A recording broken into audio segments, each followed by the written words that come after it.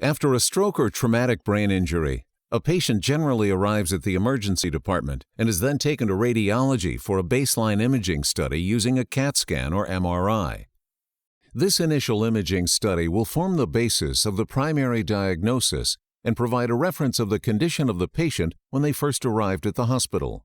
Unless the diagnosis indicates immediate surgery or other intervention, the patient will typically be taken to a hospital bed to await further diagnosis and observation to see if their condition worsens. Non-invasive monitoring devices like pulse oximetry, heart rate, and blood pressure monitors are all standard of care. However, they tell the neurologist very little about the condition of the patient's brain. What the doctor really needs to know is whether the patient is experiencing early stages of cerebral bleeding or edema. To detect these types of fluid changes, the patient will undergo clinical neurological exams at regular intervals. The nurse may come back to administer a neurological exam every 4 hours, every hour, or even more often, depending on the patient's condition and prognosis.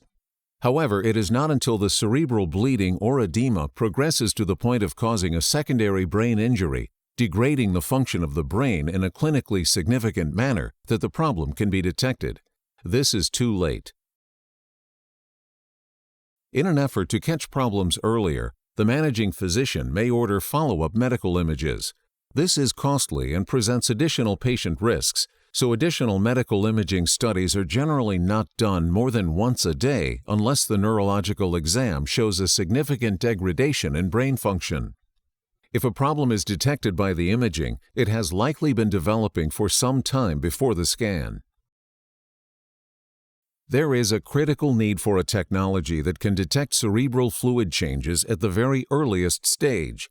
A simple, comfortable, non-invasive device that can monitor the fluids continuously and alert the managing physician to the onset of cerebral bleeding or edema.